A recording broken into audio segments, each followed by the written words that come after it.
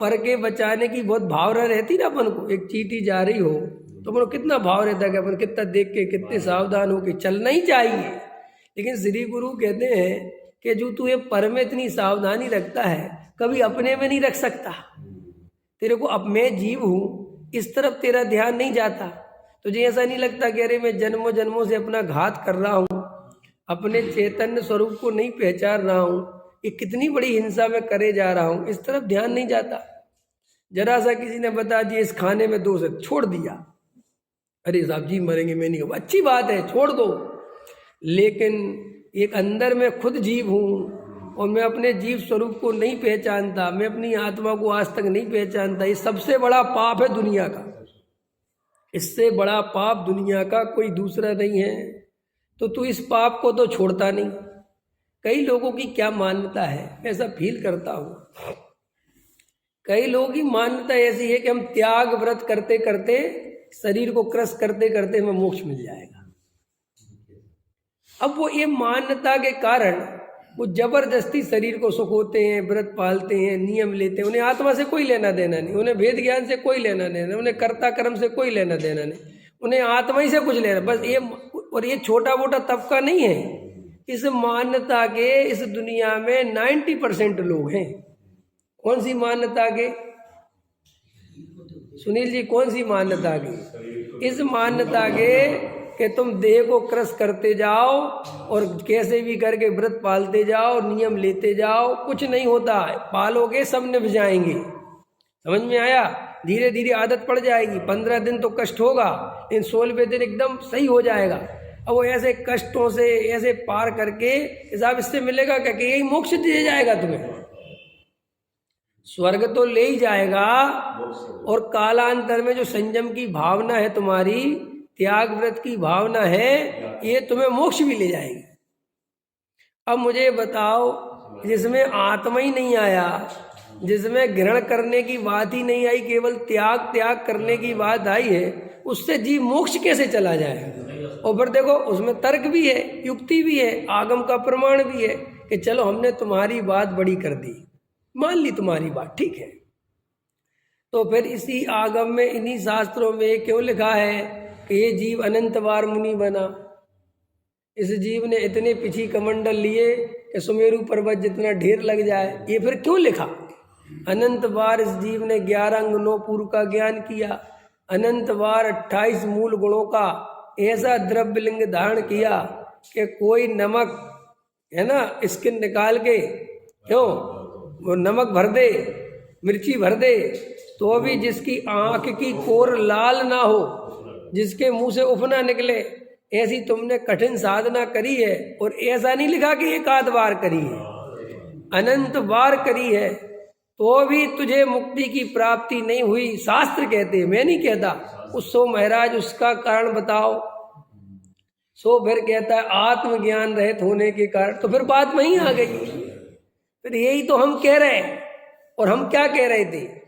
हम कब कह रहे थे कि मुनि मत बनो? कब हम कह रहे थे साधु मत बनो? हम कब कह रहे थे त्याग व्रत मत? हम यही तो कह रहे थे आत्मज्ञान पूर्वक लो, आत्मा में रमते हुए लो तो सब सही है, उसमें क्या है।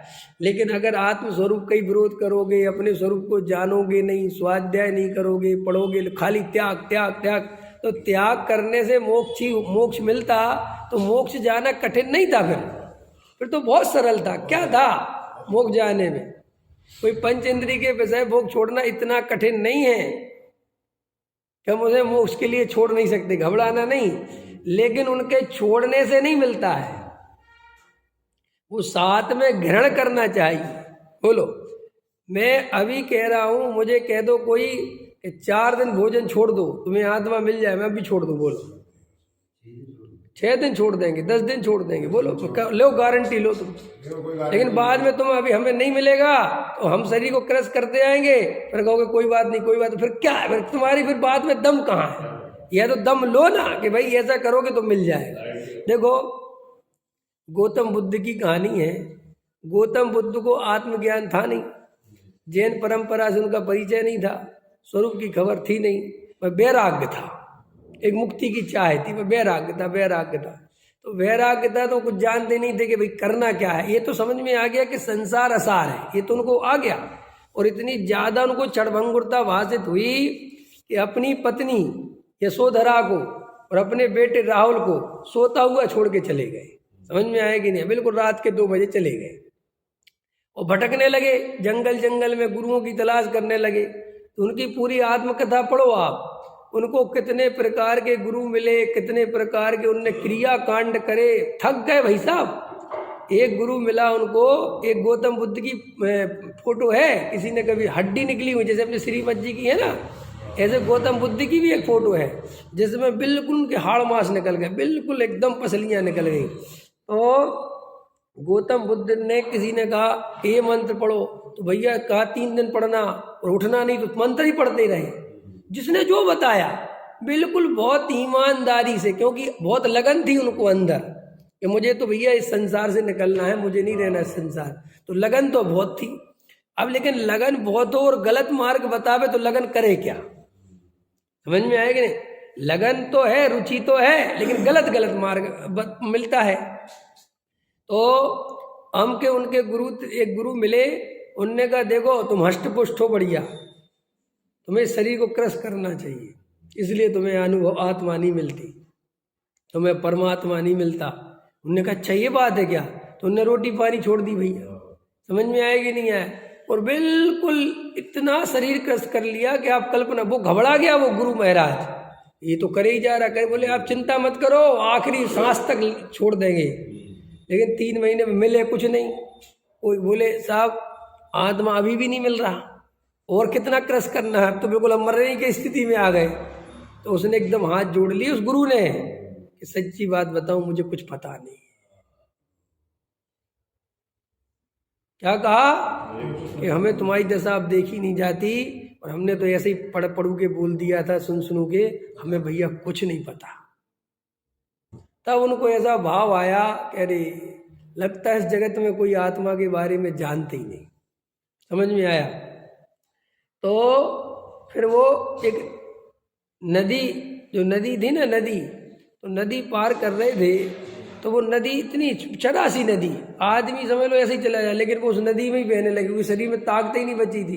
तो जैसे तैसे कोई पेड़ वोड़ की टहनी पकड़ के बचे, और फिर उसी पेड़ के नीचे वो आके बैठ गए कहानी के। उन्होंने उसी दिन ऐसा भाव किया कि अब मुझे अगर आत्मा मिलना हो तो मिलेगा, अब तो मैं शांत होता हूँ और सब विकल्पों को छोड़ता हूँ। समझ में आया? और बिल्कुल शांत होते गए, और योग्यता काल उनके हिसाब से उनको वो ज्ञान की प्राप्ति हो गई। अब कहानी सिर्फ इतनी बताने के लिए है कि कई लोग कहते तुम तो बस लगे रहो, तुम तो बस त्याग व्रत लो, तुम कोई मार्ग सब, तुम तो अपने आप। यदि ऐसे नहीं होता, अगर तुम गलत रास्ते जाओगे, स्वरूप नहीं समझोगे, और खाली शरीर को कष्ट दे दे के, क्रश कर करके, भूखे प्यासे रह के, अगर ये भावना भाओगे कि भगवान देख रहा होगा, भगवान सोच रहा होगा कि जीव कितने कष्ट पा रहा है, ऐसी मान्यता है अपनी ये अंदर, आपको लगता होगा कि ये बात सही होगी, लेकिन ये सही नहीं है। क्या है कि जी हिंदू परंपरा में आपने देखा होगा, वे जंगलों में जाके खड़े हो गए एक पैर पे, आधे जमीन में धंस गए, ओम नमः शिवाय, ओम नमः शिवाय। देखे होंगे तुमने, ये टीवी में देखे होंगे कि जवानी में खड़े हुए थे और बुढ़ापा आ गया, हिले ही नहीं, और इतनी बड़ी दाढ़ी हो गई, इतने बड़े बड़े बाल हो गए, है ना? देखे होंगे तुमने। वो ऐसे उसमें उदाहरण देते हैं। अब इतने में क्या है कि शिव जी को बड़ा लगा, रे बेचारा बड़ा परेशान हो रहा, कब से खड़ा हुआ। तो एकदम शिव जी आ गए, बोल बच्चा हम तेरी तपस्या से प्रसन्न हुए, क्या चाहिए? तो क्या मांगता है? उसमें किसी ने देखा तुमने मुक्ति मांगी? उनके उसमें जितनी भी तपस्या करने में क्या मांगा? रावण ही का है कि रावण ने बहुत रिद्धियां प्राप्त करी तप करके, पढ़े ही होंगे तुमने, लक्ष्मण की कहानी पढ़ते हैं अपन। जब लक्ष्मण ने वो बिना देखे वो तीर चला दिया था, वो बांसों के बीच में ध्यान कर रहा था, याद आ गया क्या है वो है? अभी मुझे तो नाम ध्यान नहीं है, जो भी ठीक है वो लगा लेना। तो बांसों में एकदम ये तलवार देखना कैसी है, ऐसी है कहानी। उन्होंने कहा एक खरबूजा देखना, वो भाई वैसा चलाया तो वो रिद्धि उसे प्राप्त होनी थी और वो रिद्धि इनको मिल गई। समझ में आया कि नहीं आया कि वो क्योंकि वो ध्यान में था, रिद्धि ऐसे ऐसे घूम रही थी, वो कोई उसको ले नहीं रहा था और इनने चलाया और इनने ले ली। तो वहां पर फिर लड़ाई झगड़ा बन गया कि रिद्धि मेरी और ले तूने ली। अब ऐसे सब है भाई, लिखा है, मैं तो उसमें कुछ कह नहीं रहा। तो वो क्या है कि अपन को वो संस्कार वैसे ही पड़ जाते हैं। अपन ये सब देखते हैं ना, ये सब बचपन से कि देखो उसने तप करा तो उसको एकदम देव आ गए और फिर उसकी सहायता करी और फिर उससे वरदान मांगा और ऐसा अपन, तो वो अपन को कहीं ना कहीं, और ये आज का नहीं है, ये संस्कार अपन को घुसा हुआ है जन्मों जन्मों का। कौन सा? कि शरीर को क्रश करेंगे, कष्ट देंगे, भोगों को छोड़ेंगे और भुगतेंगे, कष्टों से रहेंगे, जूते चप्पल होंगे, तकलीफ पर भी तकलीफ देंगे शरीर को। समझ में आया? एकदम तपस्या करेंगे। तो वो तपस्या के नाम पर वो आत्मा को नहीं पहचानता। मैं ज्ञानानंद स्वभावी जीव तत्व हूं, इसकी उसे कोई लेना देने। वो तपस्या के नाम पर करता गया, एक जगह ऐसा बैठ जाता है और भोजन करूंगा नहीं, कोई मुझे भोजन नहीं, सब अनंत बार किया है, कुछ नहीं रखा। वो ऐसे कुछ ऐसे 5, 10, 50 कि उस बात पे टिका रहे और वो सीख लेता है और बैठ जाता है। और बैठ के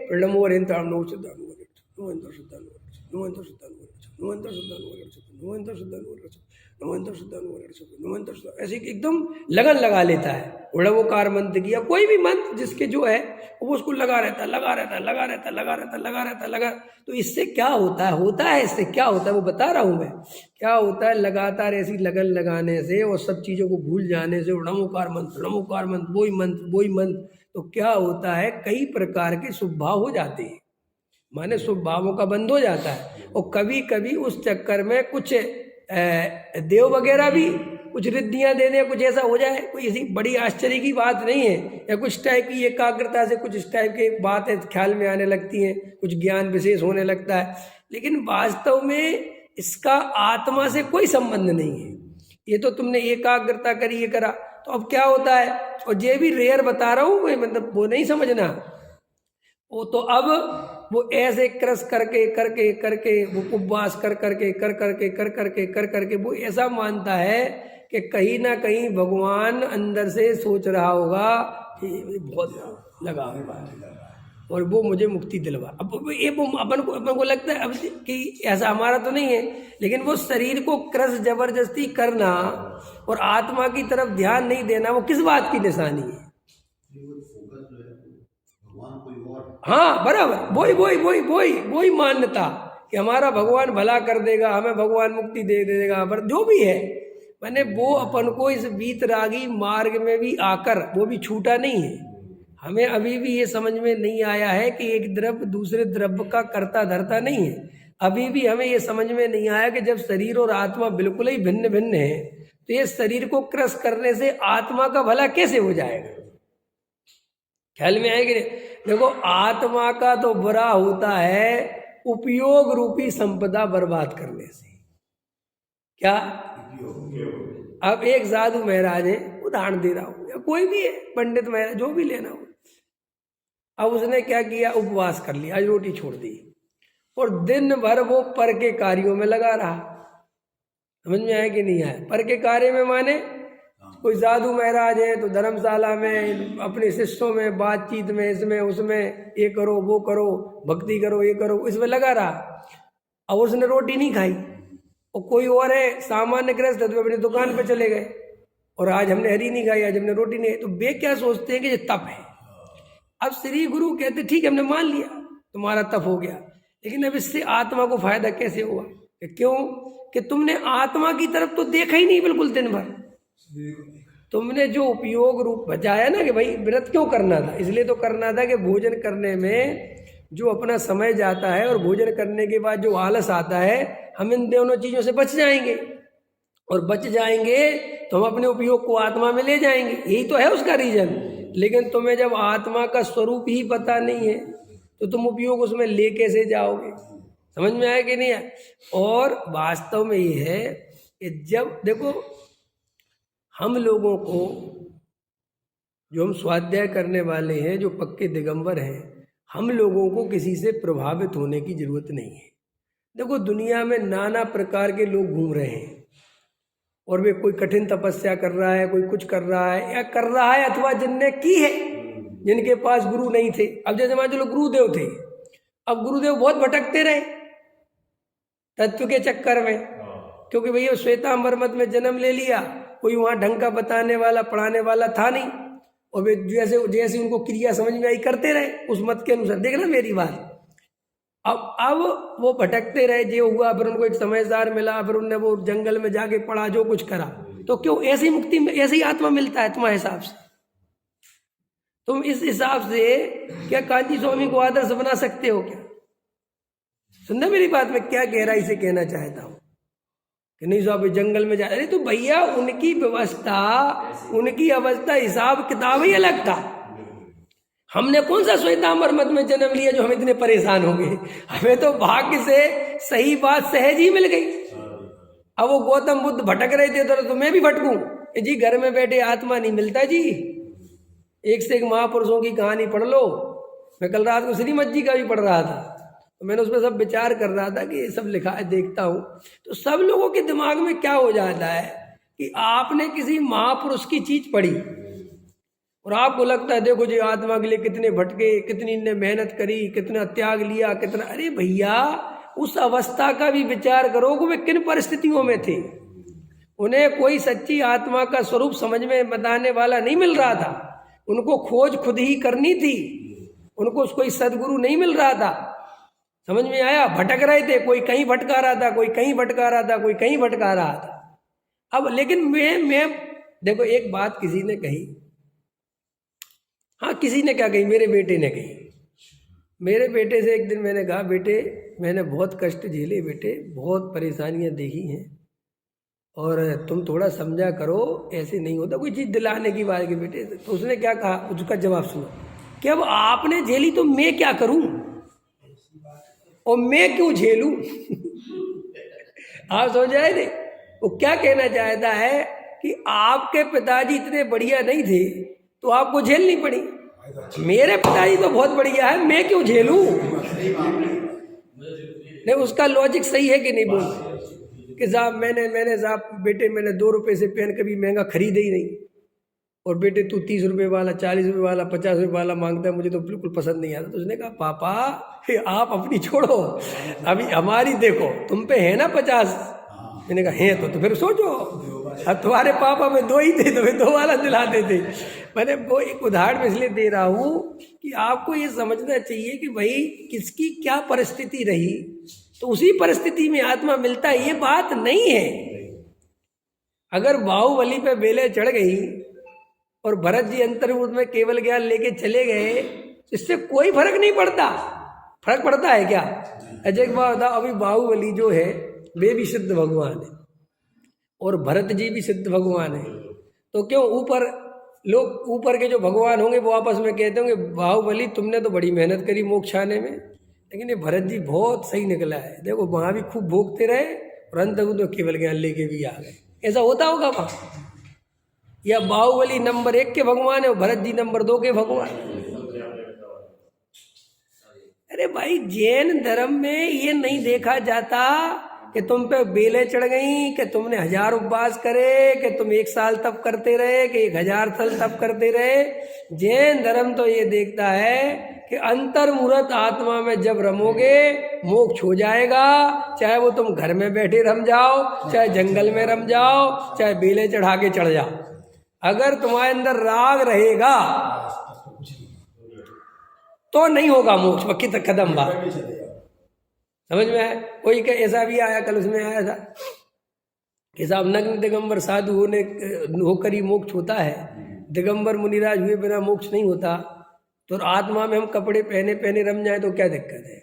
कि भाई उसमें दिक्कत है कि कपड़े पहनने का राग रह नहीं जाता जब इतनी स्थिरता बनती है, तो इसलिए वो जब कपड़े का त्याग हो जाता है तभी उस दशा में वो पहुंच पाता है। अगर वो इतना राग है तो वो नहीं बनती, भाई है स्वरूप, हम क्या करें? जैसे स्त्री 5वें गुण स्थान से आगे नहीं जाती, कोई कैसा वो रम जाए तो अरे नहीं होगा। कि साहब आप कौन होते हो कहने वाले? मैं कौन हूँ? सर्वज्ञ देव ने बताया है, वस्तु का स्वरूप है। जैसे त्रयंच गति वाले जीव को मोक्ष नहीं होता, नहीं होता ना राजेश जी? देवगति वाले को मोक्ष नहीं होता, नहीं होता ना? अब कोई बताओ कि क्यों नहीं होता? कि ये अन्याय है। कल डॉक्टर साहब का एक प्रश्न सुन रहा था कि साहब आप लोग जो है ब्रजशील संयम आदि को बंद का कारण कहते हो, ये कहते हो बिल्कुल दया दान पूजा भक्ति को बंद कर, अरे थोड़ी छूट देनी चाहिए और एकदम कपड़े उतारे बिना मोक्ष नहीं होता क्या? तो दादा कह रहे थे कल मेरे बाप का है जो मैं छूट दे दूं। कल यही बोल रहे थे मैं लिख रहा हूँ क्या, ये विश्व में शासन मैं कर रहा हूँ क्या जी? हाँ जी कपड़े पहने मोक्ष हो जाएगा जी, क्या हो जाएगा? अरे भाई मैं होता कौन हूँ कहने वाला? आप समझ नहीं, कई लोग कहते पंडित आप थोड़े ज्यादा ही टाइट कर देते हो। अरे हम क्या करें, वस्तु स्वरूप है हमारे हाथ में। अब स्वर्ग से मोक्ष नहीं होता, देवगति से मोक्ष नहीं होता तो नहीं होता, हम क्या करें? अब बताओ कि नहीं साहब ये क्या बात हुई, सर्वार सिद्धि वाले तो बिल्कुल जरा से ऊपर रह जाते हैं। सर्वार सिद्धि में और मोक्ष में कितनी दूरी है पता है? सुनील जी को पता है, सुनील जी एक बाल बराबर। अब बाल कौन सा लेना वो हम भगवान जी, लेकिन बाल तो ले ही नहीं। समझ में आया कि नहीं आया? भरत जी का बाल लेना है कि आदिनाथ का क्या मेरा लेना है? किसका बाल लेना? बाल बराबर लिखा है हमारे। अब क्योंकि अगर भरत जी का बाल भी देखेंगे तो कितना मोटा होगा, लंबाई चौड़ाई के हिसाब से बाल भी कितना लंबा तगड़ा होगा। तो भाई अब वो बाल लेना कि अपना लेना पता नहीं, लेकिन ले लो। तो वो कई लोग कहते हैं कि देखो वो सर्वार सिद्धि के देव है, ना उनको खाने पीने का राग, ना घूमने का राग, भगवान के दर्शन करने का भी राग जिन्हें नहीं आता, केवल 33 सागर तक तत्व चर्चा। ये तो वस्तु स्वरूप है ना, ये तो भाई सोनगढ़ी देवगढ़ी नहीं है ना, ये तो सब जगह प्रख्यात है ना ये बात। क्या बिल्कुल ठीक। और किसी भी प्रकार का उनको मान का, काम का, भोग कोई भाव ही नहीं होता उन देवों को। तो सीधी सी बात है वे वहीं से मोक्ष क्यों नहीं चले जाते?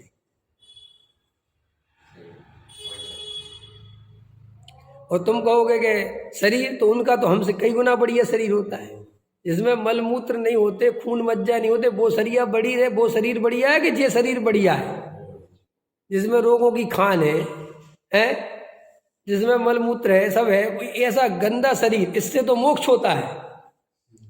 और वो इतना बढ़िया वैकृत शरीर एकदम A1 क्वालिटी का, जिसमें मुंह भी जूठा नहीं होता, जिसमें कोई बीमारी नहीं होती। क्यों? जिसको कहीं भी उठा के पटक दो कुछ नहीं होता, ना उसमें हड्डी टूटती ना कुछ होता है, ऐसे शरीर। और जिनको भाव भी नहीं खाने पीने का, क्यों? उनको वहां से मोक्ष नहीं पहुंचाते, जबकि उनको दूरी जरा सी है। और पहले आके यहाँ जन्म लो, समझ में आया? वो शरीर औदारिक शरीर धारण करो, पूरी कर्म भूमि में आओ, खाओ पियो, फिर खाने पीने का त्याग करो, समझ में आया? फिर आत्मा में रमो, फिर वही फिर जाओगे मोक्ष। अब कोई ऐसा कहे जी क्या है, जी क्या है, तो मैं क्या करूं भाई? मैंने थोड़ी अपने घर में बना दिया, स्वरूप है। हम नहीं मानेंगे तो मत मान। अब तेरे को अगर 4 गति परिभ्रमण घूमना होगा तो तू नहीं मानेगा, है? कल श्रीमद जी का पढ़ रहा था तो उसमें लिखा, श्रीमद जी से प्रश्न किया कि साहब पृथ्वी चपटी होती है कि गोल? तो बोले साहब जैन धर्म के अनुसार तो चपटी लिखी, और अब जो वैज्ञानिक गोल कह रहे हैं।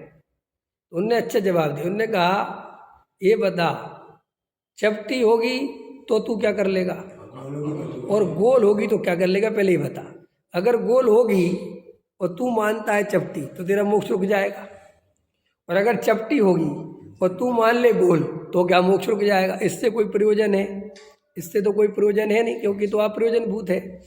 अब सुन दूसरी बात, उन्होंने फिर दूसरा जवाब दिया, तुझे तीर्थंकर पे ज्यादा भरोसा है कि इन वैज्ञानिकों पे ज्यादा भरोसा है? तुझे श्रद्धा किसमें है? बोले साहब तीर्थंकर में। तो बोले काय को दिमाग लगा रहा है? समझ में आया कि नहीं आया? ये व्यर्थ का अपना उपयोग खराब क्यों कर रहा है भाई? इसकी जगह अपने स्वरूप में जाना। तो देखो भैया हमारे घर का तो कुछ है नहीं। कई लोग कहते साहब आप लोग शुभ भाव का बहुत निषेध। अरे हम क्या निषेध करेंगे, क्यों करेंगे? हमें क्या करना? एक बात बताओ, व्रत तुम्हें करना, नियम तुम्हें लेना, हम क्यों मना करेंगे? हम तो कहेंगे खूब लो। हम कब किसी को मना किया हमने व्रत लेने से? लेकिन तुम हमारे कहने से छोड़ दोगे और बाद में परेशान होगे तो हम क्या करें? तो पूरा रास्ता बताना चाहिए कि नहीं बताना चाहिए?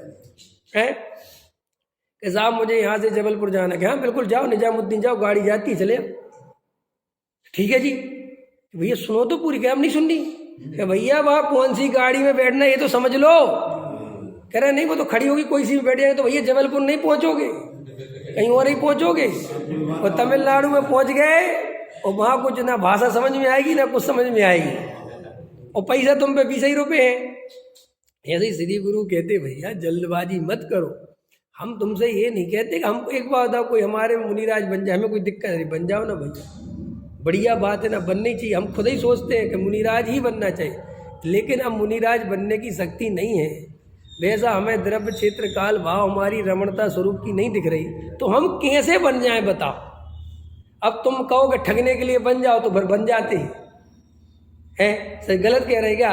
हम ईमानदार हैं, हम तुम्हारे साथ कोई धोखाधड़ी नहीं कर रहे, हम अपनी अंदर में हमारे कसाय और हम तुम्हें दिखा रहे कि भैया कसाय है। तो ये ज़्यादा ईमानदारी है कि हमारे अंदर हो तो कसाय और हम बाहर से भगत जी बन के घूमे, ये बढ़िया बात। बोलो बढ़िया बात सुनील जी कौन है आपसे पूछता? और फिर तुम चोर रास्ते से क्यों, दूसरे रास्ते से वो कसाय की पूर्ति करते हो और कई बार पकड़े जाते हो, तो वो ज़्यादा अच्छा है कि हम जैसे ईमानदार आदमी ज़्यादा अच्छे? मैं तो आपसे ही पूछता हूँ। कोई आदमी भैया जैसा है वैसा रहता है। अगर हमारे डॉक्टर साहब चाहते तो भैया आज पूज्य बन जाते कि नहीं बन जाते? दो चार ही नियम तो रखने थे और जगत उनके आगे पीछे दौड़ता, लेकिन उनने कभी भी जगत की परवाह, जैसे थे भाई वैसा दिखाया। तुम्हारे सामने जबरदस्ती का आचरण नहीं किया। न ठगना कोई कठिन काम नहीं है। कौन पूछ रहा क्या कर रहे हो? अभी मैं तुम्हें अभी दो चार नियम बता देता हूँ, मैं नहीं करता, ये नहीं कर भी लूंगा तुम्हारे लिए कि अगर तुम मुझे इससे धर्मात्मा मानोगे। मैं भैया रात में पानी नहीं पीता, मैं तो रात में बाम भी नहीं लगाता। क्यों? समझ में आया? और बिल्कुल लकड़ी के उस पर सोता हूँ और ऐसे रहता हूँ और ऐसे खाता हूँ और ये छोड़ रखा है, हरी नहीं लेता। तो हो सकता है तुम मुझे बहुत बड़ा धार्मिक मानोगे और मैं तुम्हें धार्मिक बनवाने के चक्कर में छोड़ भी दूंगा। कोई ऐसी बड़ी बात नहीं है, क्योंकि जिससे प्रशंसा मिलती है, जिससे हमें आडंबर ही पूजयंती, जब हमें पूज्यता मिलती है, लोग हमें बड़ा समझते हैं, तो कोई भी क्रिया कठिन नहीं है।